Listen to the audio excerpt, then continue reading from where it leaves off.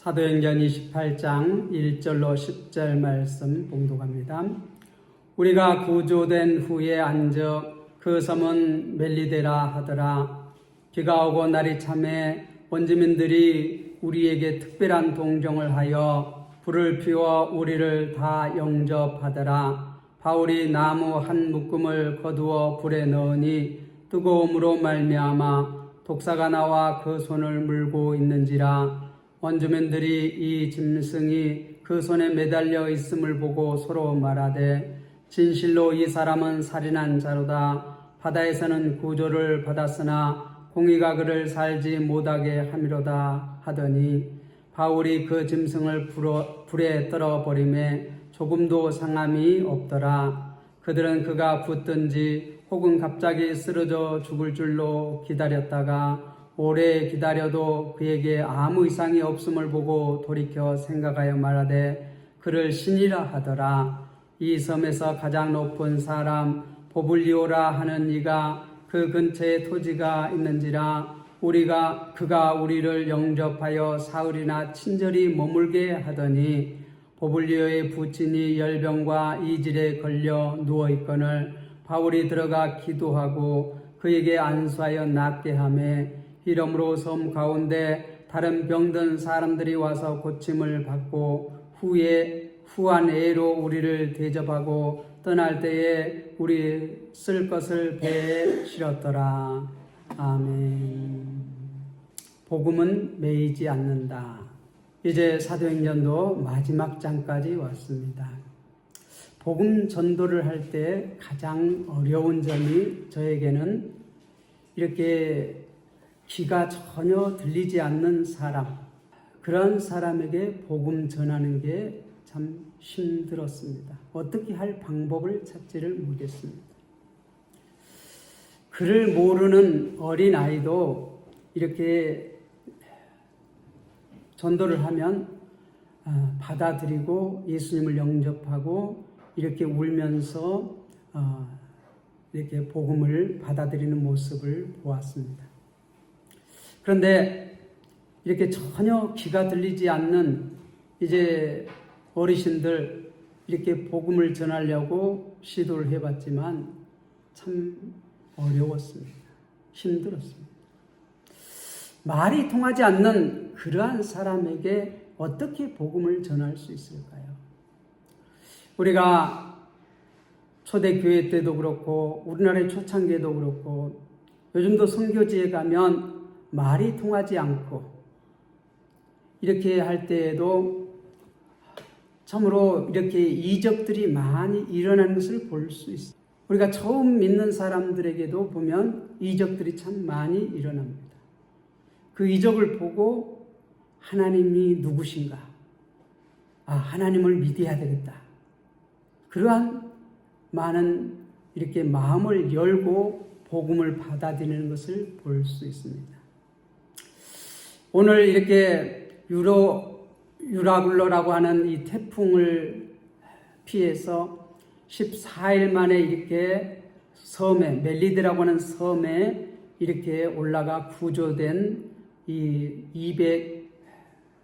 276명인가요? 이 사람들이 지금 이제 비에 쫄딱 맞고 아침 일찍이 이렇게 섬에 올라왔습니다. 이제 겨울이 가까웠기 때문에 물도 차고 또 비가 추적추적 내리고 이렇게 하니까 어떻게 되겠어요? 2절에 보면 비가 오고 날이 참에 원주민들이 우리에게 특별한 동정을 하여 불을 피워 우리를 다 영접하더라. 추위에 이렇게 몸을 녹이게 하기 위해서 그 원주민들이, 그 섬에 사는 원주민들이 불을 피워서 그 풍랑에 구조받은 그 사람들에게 따뜻하게 이렇게 몸을 녹일 수 있도록 이렇게 동정을 베풀었다. 그렇게 말합니다. 그런데 3절에 보면 바울이 나무 한 묶음을 거두어 불에 넣으니 뜨거움으로 말미암아 독사가 나와 그 손을 물고 있는지라.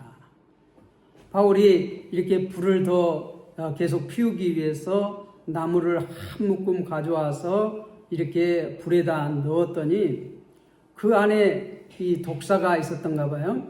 근데 그 독사가 바울의 손을 물고 달랑달랑 매달려 있다는 것이에요. 그래서 원주민들이 이 짐승이 그 손에 매달려 있음을 보고 서로 말하되 진실로 이 사람은 살인자로다.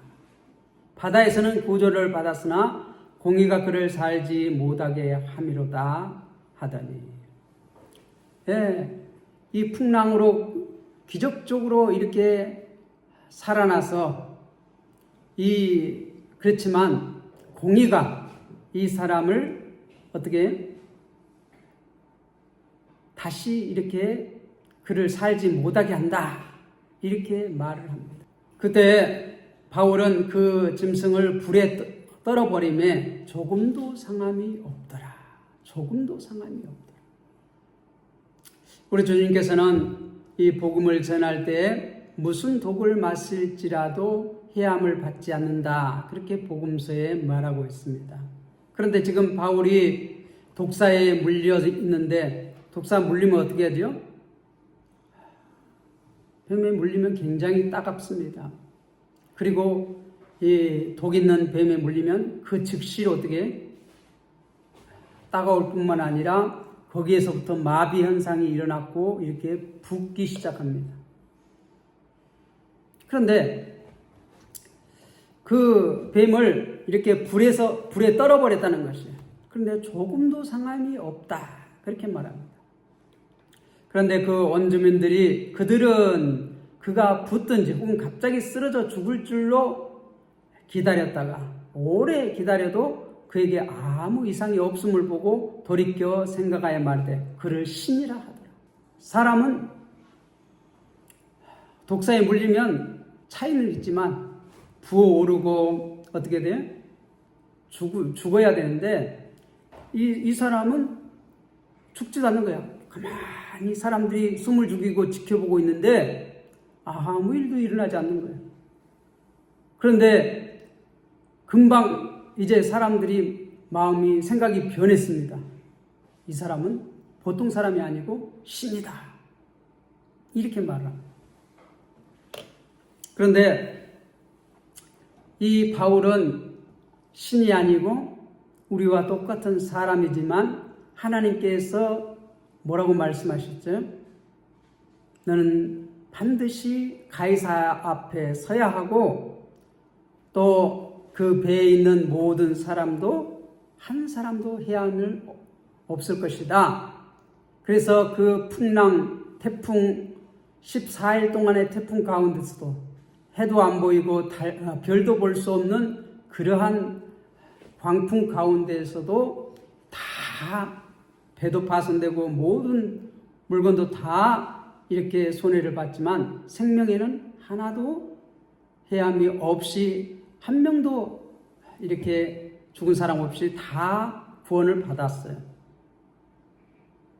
그런데 그 사람들이 이렇게 구원받았지만 이 뱀으로 말미암아, 독사로 말미암아 이렇게 죽을 줄 생각했는데 안 죽고 아무 이상이 없으니까 그들이 신이라고 그렇게 말합니다. 네, 주님께서 약속하신 말씀은 어떤 상황 가운데에서도 반드시 이루어집니다. 믿습니까? 독사도 막을 수가 없어요. 하나님의 뜻은 이 태풍도 막을 수가 없고 이 독사도 막을 수가 없어요. 바울은 반드시 살아서 누구 앞에 서야 돼요? 가이사 앞에. 가이사가 뭐라고 그랬죠? 로마 황제. 로마 황제 앞에 반드시 서야 돼요. 그래서 그 황제에게 복음을 전하는 것이 바울의 마지막 사명입니다. 그것을 감당하기까지는 바울은 죽는다, 안 죽는다? 안 죽는다. 자, 그런데 오늘 7절에 보니까 이 섬의 가장 높은 사람 보블리오라 하는 이가 이 근처에 토지가 있는지라. 아마 그 섬의 추장 같아요. 가장 높은 사람, 추장. 그가 우리를 영접하여 사흘이나 친절히 머물게 하더니 그 태풍으로 구조받은 그 사람들을 사흘씩이나 친절하게 머물게 했다는 것이에요. 그런데 8절에 보면 보블리의 부친이 열병과 이질에 걸려 누워있거늘. 자, 보블리오라고 하는 이 지금 추장, 그 아버지가 열병과 이질에 걸려서 지금 꼼짝 못하고 누워있다는 것이에요. 그런데 바울이 들어가서 기도하고 그에게 안수하여 낫게 하며, 예, 그에게 들어가서 안수하니까 깨끗하게 나아버렸어요. 이러므로 섬 가운데 다른 병든 사람들이 와서 고침을 받고, 그런데 이 소문이 이 섬 전체로 다 퍼졌다는 것이에요. 섬 전체로 퍼져서 어떻게 돼요? 그 섬에 있는 사람들이 병자들을 다 데리고 와요. 병자들을 다 데리고 와서 데리고 오니까 바울이 기도할 때, 안수할 때 그 병자들이 다 나았다는 것이에요. 그렇게 하니까 후에 후한애로 그들이 이제 그 섬에서 한 3개월 동안 이렇게 후한애로 대접을 받다. 우리를 대접하고 떠날 때에 우리의 쓸 것을 배에 실었더라. 그들이 폭풍으로 말미암아 배의 물건을 다 버리고 식량도 다 버리고 간신히 목숨만 건졌어요. 그것도 276명이라고 할 때는 많은 사람들. 그런데 이 섬 사람들이 이렇게 병을 치유받고 그들을 정말 후하게 대접했다는 것이에요. 그것도 하루 이틀도 아니고 3개월씩. 이 겨울이 날 때까지. 생각해 보세요. 우리가 죽을 병이 걸렸어요. 내가 평생 고치지 못한 그런 병을 고쳤어요. 그러면 어떻게 할까요? 사람들이 생각이 달라집니다. 생각이 달라집니다. 우리 어머니도 처음에 예수를 믿고 나서 신경통으로 허리를 다쳐가지고 신경통으로 항상 고생을 했어요. 비가 오면 쑤신다고. 네, 좀 허리 좀 주물러 달라. 그런데 예수 믿고 이렇게 집회에 참석을 해가지고 그때 깨끗하게 치움을 받았어요. 우리가 이 세상에서 의사에게 가서 이렇게 허리가 아파서 치유받으면 어떻게 돼요? 그게 또 도지고 얼마 가지 않아서 또 이렇게 재발하고 신경통 참 고치기 힘들잖아요. 근데 하나님께서 고치시니까 깨끗하게 치유됐어요. 깨끗하게.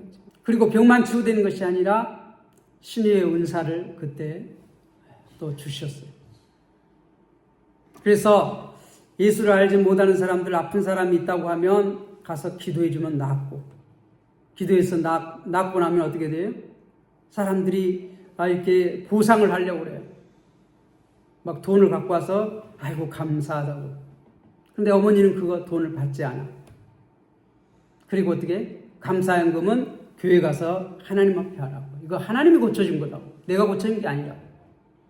그리고 어떻게 돼요? 전도를 해요. 전도를.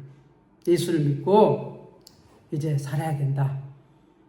전도를 하고 이렇게 주일마다 이렇게 데리고 다니면서 헌금하는 것도 가르치고 기도하는 것도 가르치고 예배 드리는 것도 가르치고. 말을 들을까요? 안 들을까요? 불치병을 고치고 그러면 말을 듣습니다. 또 귀신 들린 사람도 몇 명을 고치는 걸 내가 어렸을 때 봤습니다. 귀신 들린 사람 한 번 기도해서 귀신이 떠나지 않아요. 우리 집에다가 데려다 놓고 같이 먹고 자고 하면서 몇 날 며칠을 기도하면서 계속 교회 데리고 가서 새벽 예배도 수요예도 주일날도 주님 예배도 구역 예배도 계속 데리고 다니면서 같이 기도하고. 그래서 귀신이 떠나가면 어떻게 됩니까? 그 사람은 예수를 믿습니다. 그 사람뿐만 아니라 그 가족이 다 예수를 믿어요. 그런 것을 보아왔습니다. 어떤 사람들은 귀신이 없다 그런 말을 합니다만은 귀신이 있어요, 없어요? 분명히 있어요. 분명히 있어요. 예수 믿고 나중에 이렇게 권찰님이 된 분 얘기를 들어보면 그 귀신이 정말 야, 이 시장에 가서 뭐 사라 이렇게까지 다 지시를 해준다는 거죠. 이 집은 가라, 이 집은 가지 마라 이렇게 다 귀신 들려서 이렇게 점치고 했던 그러한 사람이 예수 믿고 나서 간증을 해요. 그런데 분명히 귀신이 있습니다. 귀신이 있다면 하나님은 계실까요? 안 계실까요? 하나님 계셔요. 하나님 계시니까 하나님께서 말씀하신 그것들이 때가 되면 반드시 이루어지잖아요. 지금 바울을 유대인들이 그렇게 죽이려고 하고 지금 이렇게 바다에 풍랑이 일어서 그 죽을 위기에서도 하나님께서 너는 반드시 가이사 앞에 서야 한다. 또 이렇게 독사가 물어도 어떻게 돼? 아무 해를 주지 못해. 하나님께서 이 바울은 누구 앞에 서야 돼? 반드시 로마 황제 앞에 서야 돼요. 그래서 그에게 복음을 전해야 돼요. 아직 사명을 감당하지 않았기 때문에 죽을 수가 없어요. 저도 그렇게 기도할 때가 있습니다.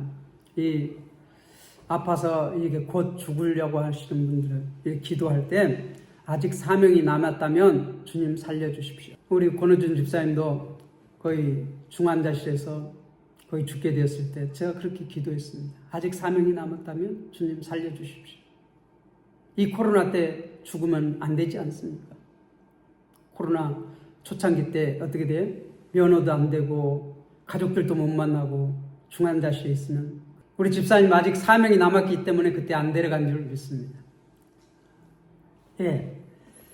이 바울은 아직 사명이 남았기 때문에 반드시 가이사 앞에 서서 그에게 복음을 전해야 하기 때문에 아직 풍랑으로 또 어떻게 이 독사에 물려도 하나님께서 반드시 살아서 가이사 앞에 서야 하기 때문에 살려주셨고 그 섬에서 또한 3개월 동안 머무르면서 이 추장의 아버지를 이렇게 열병과 이질로 고생하는 보통 이 열병이 걸리고 이질이 걸리면 3, 4개월 동안은 꼼짝을 못한다고 그래요. 이질 열병 걸려서 죽은 사람도 많습니다. 살아난 사람들은 3, 4개월 고생을 해요.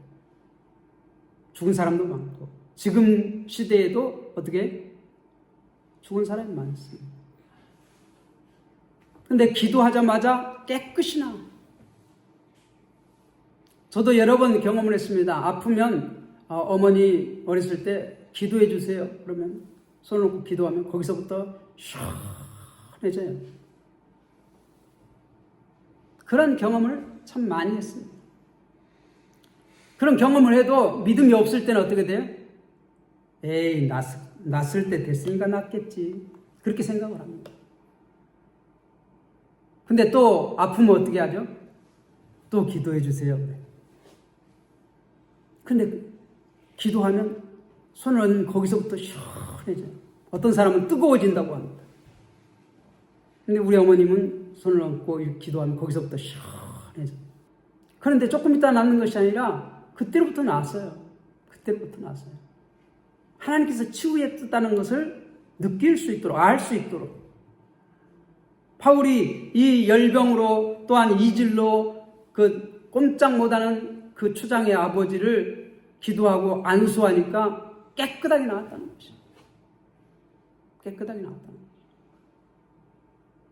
그 소문을 들은 그 섬에 많은 병자들이 다 와서 기도하니까 나았다는 거죠.